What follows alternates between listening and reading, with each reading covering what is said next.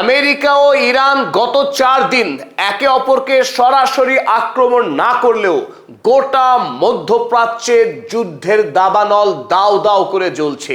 Saudi আরব Iran যুদ্ধে মোটামুটি ভাবে যে দূরে থাকবার চেষ্টা করেছিল, সেই সৌদি আরবে এই মুহূর্তে যুদ্ধের সবচাইতে বেশি আগুন জ্বলছে। গত 3 দিন ধরে জাজান প্রদেশের আরামকো রিফাইনারিতে যে হামলা হয়েছিল, সেই আরামকোতে আগুন জ্বলছে এখনো। তবে গতকাল সৌদি আরবের আবকাইক, যেখানে প্রতিদিনে 70 লক্ষ ব্যারেল তেলকে প্রক্রিয়াকরণ করা হয়, সেই আবকাইক প্রক্রিয়াকরণ কেন্দ্রে ড্রোন হামলার পর ভয়ঙ্কর আগুন জ্বলছে, যে আগুন নেভার কোনো নাম নেই। আর ওদিকে ইরাকে আকাশ থেকে বোমা বর্ষণ শুরু করেছে ইউক্রেন। একেবারে আশ্চর্য হবেন না, আপনি একদম ঠিক শুনেছেন, ইউক্রেন। যে ইউক্রেন এতদিন রাশিয়ার সঙ্গে যুদ্ধ লড়ছিল 2022 সাল থেকে, হঠাৎ করে মধ্যপ্রাচ্যে বেঞ্জামিন নেতানিয়াহু এবং ডোনাল্ড ট্রাম্পের সঙ্গে চুক্তিবদ্ধ হয়ে মধ্যপ্রাচ্যের যুদ্ধে যোগদান করেছে এই দানবীয় শক্তি ইউক্রেন। আর গতকাল রাতেই ওয়াশিংটনে পৌঁছে গেছে গণহত্যাকারী বেঞ্জামিন নেতানিয়াহু। লক্ষ্য একটাই, ইরানের রেজিম চেঞ্জ। নতুন করে আমেরিকা যাতে ইরানের বৃহৎ এবং ধ্বংসাত্মক যুদ্ধে নামে, সেই দাবি নিয়ে বেঞ্জামিন নেতানিয়াহু আজ রাতে মুখোমুখি বৈঠকে বসছে ডোনাল্ড ট্রাম্পের সাথে। চলুন আজকের এই ভিডিওটা আমরা দেখে নেই কিভাবে ইরান থেকে সৌদি আরব, সৌদি আরব থেকে ইরাক, ইরাক থেকে ইয়েমেন, গোটা মধ্যপ্রাচ্যে কিভাবে এই ইরান যুদ্ধের আগুন ছড়িয়ে পড়ছে দাবানলের মতো, যার কেন্দ্রে রয়েছে বেঞ্জামিন নেতানিয়াহু এবং ডোনাল্ড ট্রাম্প। আলোচনার শুরুতেই আমাদের সকল দর্শক মণ্ডলকে জানাই কৃতজ্ঞতা, যারা আমার সুস্থতা কামনা করেছেন, যারা দোয়া করেছেন, প্রত্যেককে জানাই কৃতজ্ঞতা এবং আপনাদের প্রত্যেকের মঙ্গল হোক। চলুন শুরু করা যাক। ডোনাল্ড ট্রাম্প দ্বিতীয় দফায় ইরানের বিরুদ্ধে 14 দিন এক নাগাড়ে যুদ্ধ করবার পরেও যখন হরমুজ প্রণালী নিয়ন্ত্রণ নিতে পারেনি, এমনকি আইআরজিসির কাছ থেকে 1 ইঞ্চি মাটিও কাটতে পারেনি, তখন অগত্যা ডোনাল্ড ট্রাম্প আবারও চিকেন আউট করলেন। তিনি মুরগির মতো দৌড়ে পালালেন এবং গতকাল রাতে হোয়াইট হাউস থেকে তিনি জানিয়েছেন যে ইরানের সঙ্গে তাদের বন্ধুত্বপূর্ণ আলোচনা চলছে, যখন আক্রমণ বন্ধ রয়েছে। ডোনাল্ড ট্রাম্প বলেছেন, there are very friendly negotiations going on. এই কথা একমাত্র ভ্যাম্পায়ার ডোনাল্ড ট্রাম্পের মুখেই মানায়। যখন ইরানে লাগাতার 13 রাত্রি ধরে বোমা বর্ষণ করছিলেন, প্রায় 60-এরও অধিক সাধারণ ইরানবাসীকে খুন করলেন, তারপর তিনি দাবি করছেন যে ইরানের সঙ্গে বন্ধুত্বপূর্ণ আলোচনা চলছে ডিল নিয়ে। অর্থাৎ নতুন করে আরো একবার ডোনাল্ড ট্রাম্প ইরানের সঙ্গে ডিল করতে চায়, সেই কথাই ব্যক্ত করছেন। আর যে রাতে ডোনাল্ড ট্রাম্প ইরানের সঙ্গে ডিল করবার কথা বলছেন, সেই রাতেই ওয়াশিংটনে ল্যান্ড করলেন বেঞ্জামিন নেতানিয়াহু। স্বাভাবিকভাবে যে প্রশ্নচিহ্ন সবচাইতে বড় হয়ে দেখা দিচ্ছে, আদৌ কি ডোনাল্ড ট্রাম্প যে ইসরায়েলি কৃতদাস, যার ওঠা এবং বসা সবটাই নিয়ন্ত্রণ করে এই ওয়ার ক্রিমিনাল বেঞ্জামিন নেতানিয়াহু, সেই নেতানিয়াহুকে উপেক্ষা করে ডোনাল্ড ট্রাম্প কি ইরানের সঙ্গে আদৌ ডিল করতে পারবে? চলুন আমরা দেখে নেই বেঞ্জামিন নেতানিয়াহু এই যাত্রায় ওয়াশিংটনে গেলেন কি লক্ষ্য নিয়ে। মূলত বেঞ্জামিন নেতানিয়াহু এই যাত্রায় পাখির চোখ করছে 1 নম্বর, abolishing ICC, international criminal court, যে ক্রিমিনাল কোর্টে 2024 সালে এই গণহত্যাকারী বেঞ্জামিন নেতানিয়াহুর বিরুদ্ধে অ্যারেস্ট ওয়ারেন্ট জারি করা হয়েছে। সাম্প্রতিক সময়ে বিগত 3 বছর ধরে সবচাইতে বেশি বিব্রত হয়েছে এই বেঞ্জামিন নেতানিয়াহু আইসিসির জারি করা অ্যারেস্ট ওয়ারেন্ট নিয়েই। কারণ যখনই আমেরিকায় যাওয়ার কথা উঠছে, এই মুহূর্তে জোহরান মামদানি থেকে শুরু করে আমেরিকার একাধিক মানবাধিকার সংগঠন তারা দাবি তুলছে এই যুদ্ধ অপরাধীকে অ্যারেস্ট করতে হবে। গোটা ইউরোপ মহাদেশে অসংখ্য মানবাধিকার সংগঠন তারাও একই দাবিতে উত্তাল। সুতরাং এই মুহূর্তে নতুন করে তার ভাবমূর্তিকে স্বচ্ছ করতে গেলে আইসিসিকে তুলে দেওয়া দরকার তার স্বার্থে। আর সেই কাজই শুরু করেছে ইতিমধ্যেই মার্কো রুবিও, আমেরিকার বিদেশ সচিব, এবং খোদ ডোনাল্ড ট্রাম্প। তারা সিরিয়াস ভাবে ভাবনা চিন্তা শুরু করেছে কিভাবে আইসিসিকে তুলে দেওয়া যায় এবং গণহত্যাকে বৈধ করা যায়। তা এই যাত্রায় বেঞ্জামিন নেতানিয়াহু, মার্কো রুবিও এবং ডোনাল্ড ট্রাম্পকে এক জায়গায় করে আইসিসি কে তোলার ব্যাপারে আলোচনা করবেন বলে এখন পর্যন্ত জানা গেছে। 2 নম্বর গুরুত্বপূর্ণ issue, Israeli troops pool back from Lebanon and Gaza and Syria. যদিও এখন অবধি জানা গেছে যে নতুন করে গাজার যে সমস্ত অঞ্চল এই ইসরায়েলি বর্বর আইডিএফ সেনা যেগুলো দখল করে নিয়েছে, সেই অঞ্চল, লেবাননের যে বিস্তীর্ণ অঞ্চল চুক্তি করবার সত্ত্বেও, যুদ্ধবিরতি চুক্তির পরেও যে সমস্ত অঞ্চল দখল করেছে, সেই সমস্ত অঞ্চল থেকে ইসরায়েলি সেনাদের প্রত্যাহারের বিষয় নিয়ে আলোচনা হবে। West Bank settler violence. আর সাম্প্রতিক সময়ে নতুন করে আরো একবার প্যালেস্টাইনের ওয়েস্ট ব্যাংক অঞ্চলে যেসব রিফিউজি ক্যাম্প রয়েছে, সেই সমস্ত রিফিউজি ক্যাম্পগুলোকে উঠিয়ে দিয়ে দখল করছে এই আইডিএফ সেনারা। আর এর বিরুদ্ধে খোদ ইসরায়েলি 450 জন বিশিষ্ট ব্যক্তি যারা পৃথিবীর বিভিন্ন দেশে কর্মসূত্রে অবস্থান করছেন, তারা ডোনাল্ড ট্রাম্পকে একটি খোলা চিঠি লেখেন যে ইসরায়েলি আইডিএফ সেনা যেন এই আগ্রাসন বন্ধ করে, না হলে তারা পৃথিবীর বিভিন্ন প্রান্তে কাজ করতে গিয়ে রীতিমতো বাধার সম্মুখীন হচ্ছে। এখন ডোনাল্ড ট্রাম্প এবং নেতানিয়াহু এই বিষয়ে আলোচনা করবে কিনা সেটা দেখার বিষয়। আলোচনা হওয়ার কথা আছে Saudi US nuclear deal. America Saudi আরবকে এই নিউক্লিয়ার পাওয়ার প্ল্যান্ট তৈরির বিষয়ে সাহায্য করবে কিনা, যে চুক্তির বিষয়ে শর্ত হিসেবে ডোনাল্ড ট্রাম্প দাবি করেছিল, যদি সৌদি আরব ইসরায়েলের সঙ্গে তাদের রাষ্ট্রীয় সম্পর্ককে স্বাভাবিক না করে, অর্থাৎ ইসরায়েলকে যদি রাষ্ট্রীয় স্বীকৃতি সৌদি আরব না দেয়, তাহলে আমেরিকা সৌদি আরবকে এই পারমাণবিক প্ল্যান্ট তৈরিতে সাহায্য করবে না, ওই চুক্তি বাতিল। এখন আজ রাতে ডোনাল্ড ট্রাম্প এবং বেঞ্জামিন নেতানিয়াহু তারা সৌদি আরবের এই চুক্তির ব্যাপারে কি সিদ্ধান্ত নেন সেই বিষয়ে আলোচনা হবে। অপর গুরুত্বপূর্ণ আলোচনা হতে চলেছে এই দুই নেতার মধ্যে, তা হলো ইউএস F-35 ডিল উইথ তুর্কি। তুরস্কের এরদোগানকে Donald Trump F-35 fighter jet আদৌ বিক্রি করতে পারবে কিনা, বিক্রি করার অনুমতি কি দেবে বেঞ্জামিন নেতানিয়াহু, সেই বিষয়ে আজ দুই নেতার আলোচনা হতে পারে। এবং সবশেষ গুরুত্বপূর্ণ আলোচনা ইরান ম্যাটার। ইরানের বিষয়ে বেঞ্জামিন নেতানিয়াহু সবচাইতে জোরদার দাবি নিয়ে গিয়েছে ডোনাল্ড ট্রাম্পের কাছে যে আরো একবার রেজিম চেঞ্জের জন্য যুদ্ধ করতে হবে এবং সেই যুদ্ধ বিধ্বংসী হতে হবে। কারণ ইসরায়েলের কাছে একটি বড় সড়ো প্রমাণ রয়েছে যে ইরান বর্তমানে পারমাণবিক বোমা তৈরি করবার একেবারে জোরদার প্রচেষ্টা চালাচ্ছে।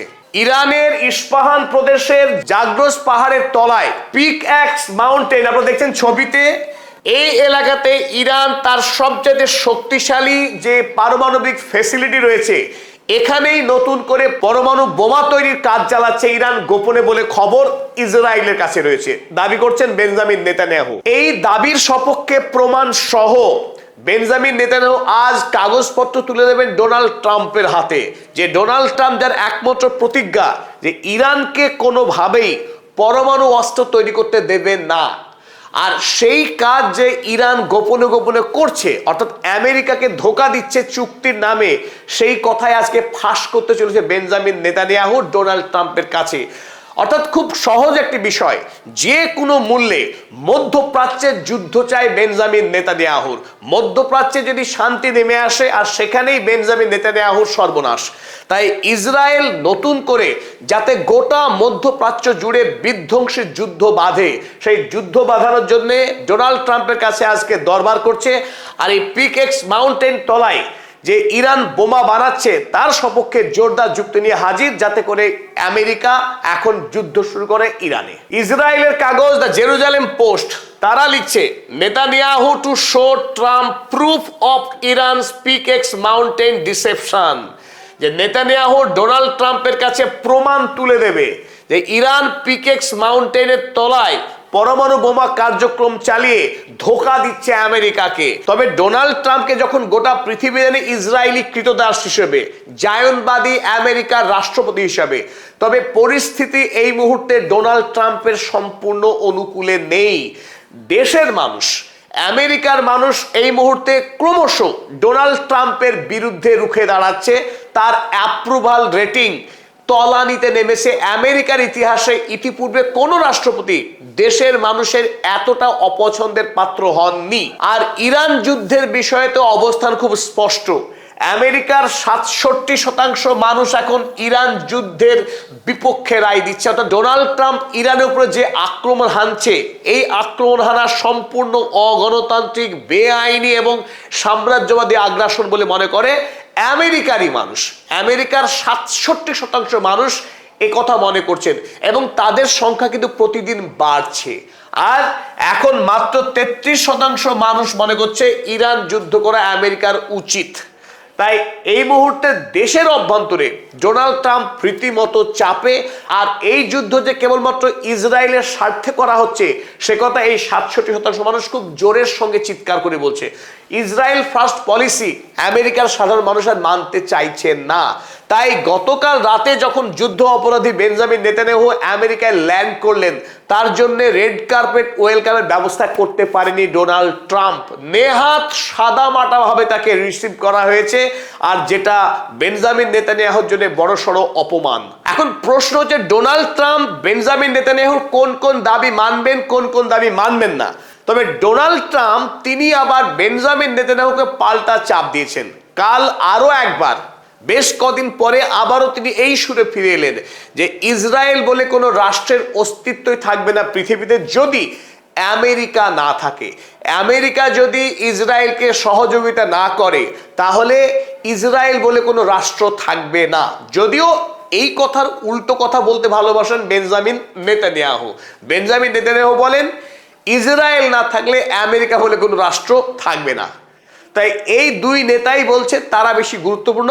আজ মুখোমুখি সাক্ষাৎ, শেয়ানে শেয়ানে লড়াই, দেখা যাক কে কার কৃতদাস, বেঞ্জামিন নেতানিয়াহু না ডোনাল্ড ট্রাম্প, কে কাকে নিয়ন্ত্রণ করে।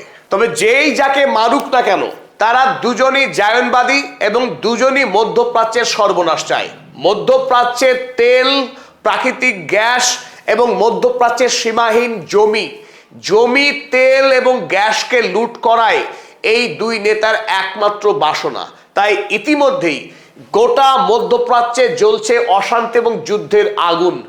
গতকাল নজিরবিহীনভাবে যখন ইরান আক্রমণ করছে না অন্য দেশকে, তখন দেখুন আগুন জ্বলছে ইরাকের 4টে শহরে। ইরাকের নর্দার্ন খালিফান, হাদিথা দেম রেসিডেন্সিয়াল কমপ্লেক্স, সোরান এবং ইরবিল, এই 4টে জায়গায় ড্রোন হামলা চালানো হয়েছে। কিন্তু কারা ড্রোন হামলা চালালো সেই বিষয়ে জানানো হয়েছে যে ইরানেরই প্রক্সি গ্রুপ, যারা ইরানের অস্ত্র দ্বারা পরিচালিত, তারা আক্রমণ চালিয়েছে কুর্দিশ জনগোষ্ঠী অধ্যুষিত এই সমস্ত শহরগুলিতে ইরানেরই নেতৃত্বে। অপরদিকে জর্ডনে বেশ কয়েকটি ড্রোন হামলা হয়েছে। সেই ড্রোন হামলার অধিকাংশই কালকে ইন্টারসেপশন হয়েছে, কিন্তু হামলা চালানো হয়েছে। তবে যে আক্রমণ সব চাইতে দুর্ভাগ্যজনক, মর্মান্তিক, তা হলো সৌদি আরবের আবকাইক অয়েল ফ্যাসিলিটি।